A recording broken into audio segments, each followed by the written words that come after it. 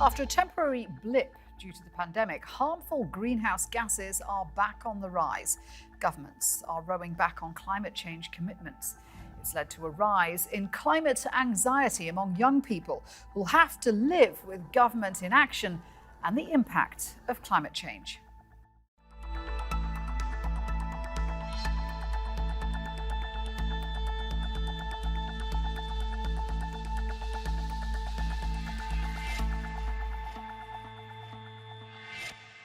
Hello and welcome to the programme. I'm Shuli Ghosh. John Kerry has warned the world's most polluting countries that they must do more to cut their dependence on fossil fuels to avoid the serious consequences of climate change. US President Joe Biden's global climate envoy said last month, "We're in trouble. I hope everyone can understand that. Not trouble we can't get out of, but we're not on a good track." The consequences are already plain to see. From raging wildfires in California to Australia and across the Mediterranean, melting ice in Greenland, Siberia and Alaska, to droughts and desertification in the Sahel. And all of this is causing untold damage to the mental health of young people. Although not yet a formal diagnosis, psychologists are coming to terms with a new condition known as eco-anxiety. So how real is climate anxiety, and can psychologists keep up? Let's introduce today's guests. In Paris, we have Megan Kennedy-Woodward, co-founder at Climate Psychologists and co-author of Turn the Tide on Climate Anxiety. In Kampala, Uganda, we have Nyombi Morris, a climate activist and social media manager for a climate justice non-profit organisation called Rise Up Movement. And in Canterbury, here in the UK, we have Elouise Mayall, an ecology student at Britain's University of East Anglia and a member of the UK Youth Climate Coalition. Great to have all of you with us. Let's start with the campaigners first and this experience of climate anxiety. Elouise, what is it? How does it feel? How does it affect you? Well, climate anxiety is a collection of lots of different feelings, really. It is often an experience of ricocheting between lots of different emotions, such as fear, anxiety, worry, maybe despair, grief, sometimes hope. And it feels, well, it ranges in intensity. Sometimes it's quite mild, like an uncomfortable hum in the background, kind of affecting maybe what decisions you make and the choices that you make. But it can also be incredibly intense and very distressing for individuals. And at that point, they might benefit from getting some more professional support. So it's a whole range of emotions, a whole range of intensities. And is this something you've seen in other people as well as yourself? Yeah, so I've seen it in a lot in the climate activism space. It's very frequent. It's very common. The climate activism space is very tumultuous at times, and there's a lot of people focusing on a very, very big problem and caring very deeply about the problem. And so climate anxiety is to be very expected and very understandable. It's not a pathology or anything like that. It's a side of caring, and it's sometimes referred to the literature as practical anxiety. But with my colleagues, I have a lot of colleagues who are psychotherapists or psychologists, and they're seeing people coming into their practice talking more and more about how the climate crisis is starting to affect their emotions and their ability to function day to day as well. Yeah, and it sounds very debilitating. And I suppose the whole point of anxiety is it's often worry over things that you can't fix. Nyombi, one of the things you do is you work with children to teach them about climate change and things they can do to reduce the impact of climate change. How does climate anxiety affect you? Actually, me physically, I've been facing this for over 1.5 years, because one, the biggest challenge which is contributing to this anxiety, which I usually face, is passing the mic. Activists who have the status have failed to pass the mic to us who are just upcoming. So sometimes you feel like maybe you are not doing enough. Even when you go into sensitization, you start up like strikes, you speak over social media. So for me, this has been affecting me in one way or another, that sometimes I'm forced even to quit, like to go off social media to rest a bit, because the people I'm fighting for, they still need me, and the large corporations that we are fighting all over the world are paying like influencers to fight us again, you know. So this is something which requires a head which is stable. Because sometimes when I'm like not selected to make my voice heard, I feel left out, and this contribute back to my mental illness and chronic stress. And Nyombi, is it made worse because you've experienced the effects of climate change? You've experienced heat waves and you've experienced flooding. So you know firsthand what damage is being done to the planet. Exactly. That's why I decided to stand up, because for me, flooding has become normal, because whenever it rains, currently we are going through a very long dry spell. Since November, we are not receiving enough rainfall, but I'm sure when it rains, even if it rains this time, it will flood, and many houses, they will not remain with rooftop. I'm always worried about that, because my friends who are in some other regions, let's say West, where ECOP is happening, East Africa Crude Oil Pipeline is happening, I expect a call every time that, you know what, we are going to sleep outside today because there are a lot of restriction on our homes and lands. So I have received this. I've been a victim since my childhood. This forced even my family to shift to Kampala, where we are today.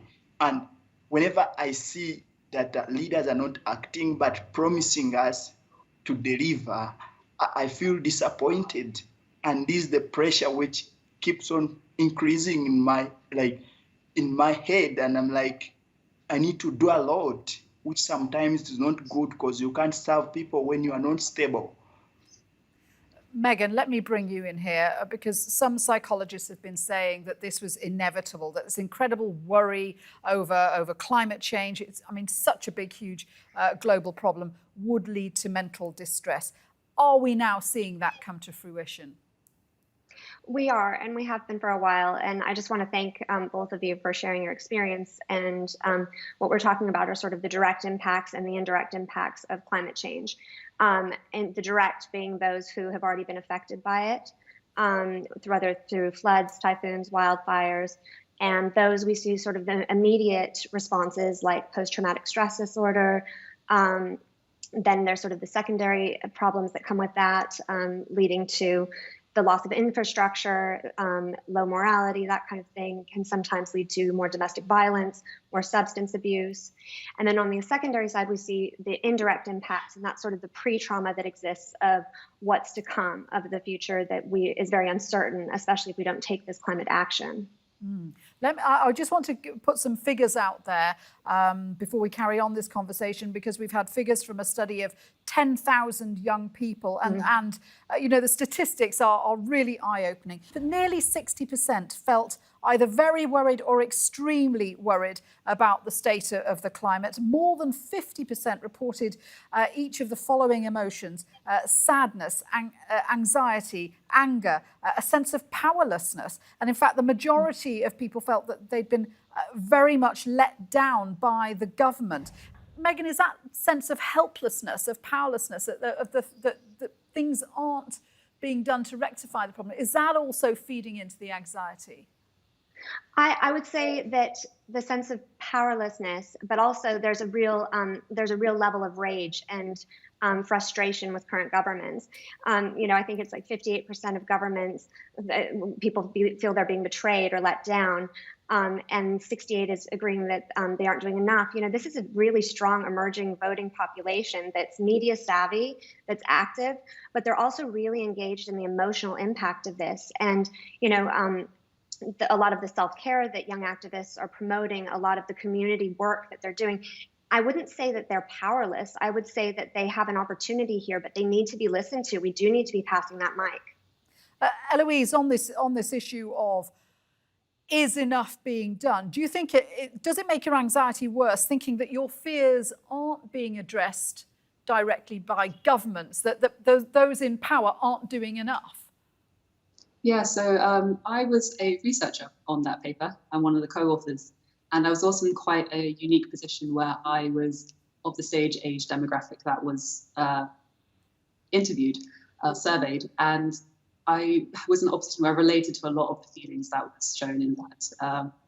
And the lack of, so I think it was the lack of kind of urgent action that we're seeing in the government was positively correlated with feelings of betrayal and experiences and feelings of more intense climate anxiety in the participants. And that definitely feeds into my own day-to-day as well, where I'm trying to, with my activism and many other youth activists, find and secure a safe future for us to go in and to kind of prevent a lot of the damage that climate change is doing. And we're not seeing that kind of urgent action that we need now from those who are in those positions of power. We're not there yet. We're often quite young. We're not in those places to make very sudden urgent action that we need. And so it definitely fuels the anxiety because there is this extra sense of betrayal and abandonment that we see with older generations not acting with the kind of responsibility that they have, and just these younger generations having to figure it out because we have no other option really. Yeah, I mean, that sense of betrayal and abandonment, that's really interesting. Obviously, companies and governments would say that they are doing their part. You know, they've made pledges to reduce the carbon footprint at global conferences like the recent COP26 in Glasgow. Does that not alleviate any of your anxiety, or do you simply not believe that any of that's happening? What I'd like to see is more action and less pledges, a lot of talk and a lot of doing to the scale which I think is required.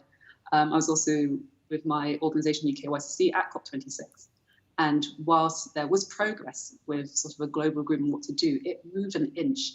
And for many people, that's just not going to be enough. We're going to see nations go underwater. We're going to see places ravaged by flood and wildfire. And I don't think that urgency is being put into those decisions. And also we know that even if we were to stop all CO2 right now, the climate change is still going to keep going and increasing with time. That's just how these feedback loops work. And so we really need very dramatic action now without any hesitancy to secure a future for particularly younger generations. Nyombi, do you agree with that? That when you see companies continuing to take action that puts the planet at risk, when they continue to clear trees from large spaces, that makes your anxiety and your distress worse because nothing's happening to protect the planet? Yeah, actually, it is beyond even it's beyond actually companies, but this takes us back to 2015 when the climate clock was installed. No one knew that it would bother us, but today I can tell you we are less than 6 years. So whenever you see that and you look at the IPCC report trying to show what might happen and what is happening currently, this creates fear in us because, yeah, for us it is a nightmare. In Global South, this is happening now. But again, if they tell you that we are less than 6 years to the worst consequences, you ask yourself, what would that be? Then when you go back again to IPCC report still and look at the carbon budget we are left with, they said 400 billion tons of CO2 remain in the next 9 years. Imagine only 400, and you ask yourself, where are leaders who sat at the Paris Agreement table? What are they doing? Because sometimes you'll be like, maybe we are speaking to death, but when they come to conferences like COP, as you saw last time in Glasgow, many they felt like sympathizing with us who are in Global South, who are facing this, and they were like, yeah, we need to take action. The question is, when will that action start happening? Those who are on front line are not heard, are not given voice. So I'm like, seems like it is the leaders that are putting us down. We shouldn't even focus on the large corporations, the polluters. These polluters are being amplified, like supported by our very own leaders. If they really care about humanity, they wouldn't allow all this. I've been like part of the the group that has been speaking up on Stop Line 3. But recently in UK, again, there is another project which was released this very year. And I'm worried. I'm like, really, do these leaders like mean what they say when they come in front of our faces? Yeah, I think that's a very common view, the idea that the frustration that leaders say they're going to do something, and yet we still have to see the action that follows those words. Megan, without giving away quite how old I am, I was a child in the 80s, and I remember then that there was a huge anxiety over fears of nuclear war. There were marches for disarmament and things like that. How does this differ from that? This is very much a generational fear over the future of climate change. And it seems to me to be much more acute. Maybe I'm not remembering it clearly back in the 80s, the fears of the Cold War, but it does seem to be something that is very devastating for a lot of young people thinking about the future. Sort of the parallel's been drawn up before, and I think the WHO identifies climate change as the biggest health threat that humanity currently faces. So I think that aside from that, IPCC reports, all the science that we have to back this, I think one of the real frustrations with the younger generations is, again, that's why is no one doing anything about this? If we know what we need to do, what it is, but why we're not doing it. That's where that sort of, this is something that could be a political agreement. This is something that could be governments doing more to pass legislation, corporations actually standing up and making a difference. This is something that affects the whole world in a way that, yes, sort of the nuclear threat did, and we should be treating it as such. But actually, this is something that isn't two people with their fingers on the button. This is a whole world problem. And if we view it more in that sense, it's a unique stressor. And also the potential damage is beyond what we can really comprehend. So we have to be taking action against this now. And it's something that individuals can have a power to do something, but we need everyone working together on this as a systemic change. Okay, well, let's talk about how you deal with your climate anxiety, what solutions are available, what kind of support systems. Elouise, when your anxiety gets really bad, how do you cope with it? Well, I found that one of the most helpful things with climate anxiety for me was to be part of a community which understood it. My anxiety was much worse when I was isolated for whatever reason, or I was trying to talk about these feelings and they were being dismissed by people. But being part of a community such as, in my case, UKYCC, but also friends, family, anyone else who kind of understands the climate crisis and kind of the feelings surrounding it, just having someone saying, yeah, I feel that too. This is really hard. I'm worried as well. It just kind of grounds you and makes you feel like, oh, okay, this is normal to feel it. Because I think a lot of people find that when they talk about the climate crisis, any kind of emotion or intensity, sometimes people think, oh, you're kind of overreacting. It's not that big of a deal. It gets dismissed a lot. And that could be really unhelpful. And also resting, I think as well. A lot of, I think, activists might burn themselves into the ground trying to make a difference, trying to create change. But we have to recognize this is a marathon, not a sprint, and not feeling guilty about resting and taking time, knowing that you can then come back stronger and more sustainably is incredibly important too.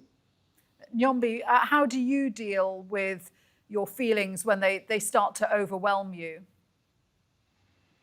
For me, what I decided is to go off, mostly because for me, I'm being challenged by critics, mostly by what I read on social media, because that thing has caused me harm, like has harmed me somewhere. Recently, even I shared a tweet. One of the guy in Europe just made a tweet calling upon all, like, the world, calling the world to start burning forests. When I saw that, I was like, no, I was terrified. Like, I've been planting trees for the last 2 years with my friends, and I'm like, if someone happened to show that message to my people, how would they feel like? So for me, whenever in activism we call it burnt out, I just log out on all my social media platforms. Then I go off and speak to my friends, those who understand me mostly, because I can't be sharing all this with the people whom I don't trust. So I just go off, I have a rest. I connect mostly with those I love, like those who trust me, who can listen to me and understand me.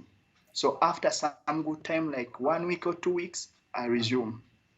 So those sound like really great coping mechanisms, talking to people who understand what the issues are and distancing yourself for a short while from the terrible news and information that we're always getting about the climate. Megan, how should people tackle their climate anxiety?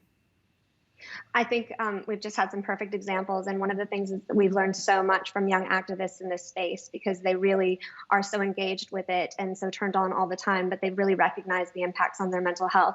So things like taking social media breaks, having social media information blackouts, really also actively looking for positive solutions and stories, shifting narratives from the doom and gloom to optimism, but optimism with active hope, because we know that action really alleviates climate change as long as it's sustainable for our mental health, but also for the planet. It's interesting, when I was reading into this subject, that there are climate-aware therapists, aren't there, and a Climate Psychiatry Alliance, which operates across the world. So the condition is becoming more recognised. Is there enough research being done into it, do you think? You know, I think it's one of those things that we say that it's this new phenomenon, and it's sort of hit pop culture, the word climate anxiety, although we acknowledge that there's a lot of those emotions that go through it, from climate grief, depression, anger, rage, all the way through to motivation, optimism, community support, and connection. So I think, it has been, but there have been a lot of indigenous communities that have already experienced climate anxiety, the direct and indirect impacts. So although it's coming into sort of the pop culture identity now, it's something that academia is increasingly supporting, and research is showing that this is clearly something that's here and we need to address. I mean, clearly climate disasters have been front and center of media coverage lately. The flooding in China, we've had flooding across Western Europe, the wildfires that we've seen, and the heat waves in Northern America, parts of the Mediterranean, Australia.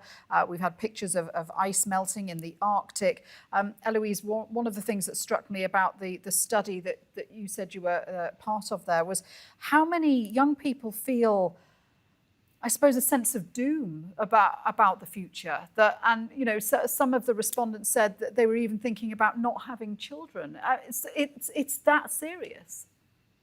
Oh, definitely that serious. I think it's important to know that climate anxiety is, I think, only going to grow with the increasing amount of physical and social impacts climate change is going to have. And I think if anyone's listening who thinks, oh, it's not that important, or being a bit overreacting a bit, I really want to show them that it's not. It's such as what you referenced about people being hesitant to have children. It was 4 out of 10 of the participants hesitant to have children. That's not to say that they won't, but it shows that it's something that's being considered in a very big decision for any person to make. And that just shows how influential climate anxiety is, and how much we need to pay attention to it and to understand better, and to bring more and more people into studying what this phenomenon is. And like Megan was saying, I think it has been around for a while, but right now it's properly making kind of a surge into particularly kind of psychology and academia space. And I think we're only going to need more, because I think it's only going to increase with time. And so we need to create systems which can support it and help those who might be feeling it very intensely and whose day-to-day functioning might be impeded by it to have the support they need, and give the tools that they need to help them through what is a very emotionally difficult time for us to be living. Megan, is there a positive here? Could climate change anxiety mean future generations make different decisions that will ultimately benefit the planet? I don't think it needs to be future generations that make those decisions. I think it's current generations that need to be making not only the decisions, but following through with the actions. Not greenwashing, really making the changes that need to happen now. And again, like I said, if you look at sort of the young people coming up through this, it's that voting population. If I were a politician, I would be listening not only for the future of humanity, but for my constituencies too. I think we all need to just be making that move, and it's individual actions. And individual actions do have influence over systemic change that needs to happen, but those systems need to be responding accordingly as well. And final quick question to Nyombi. Does the fact that you're teaching a new generation. You're teaching young children about climate change. Does that help you cope with your anxiety? What I can tell you, young people gives you hope that there is something coming, and for them, they are ready for action. So for me, when I associate with them most of the time, I see the future is bright. But again, the people we are fighting, the people we are trying to trigger, the people we are asking for actions are not ready. When you check back in 2009 at COP15, it was Obama's regime back then when they promised to add some money, like the support they used to give the least developed countries like mine. By then, they promised to raise from 100 billion to 500 by 2023. Today, I'm telling you that pledge hasn't been approved up to date. It is Biden's regime now, and we are still demanding for the same thing. We cannot take a lot of actions because we don't have support. Decision makers, politicians, governments, they're simply not doing enough. Thank you very much indeed to all of you for joining me. A really interesting conversation. Megan, Nyombi and Elouise, thank you. And you can see more of our discussions and debates on our YouTube channel. Search for Roundtable TRT World. For now, from me and all the team here, bye-bye. Thanks for watching.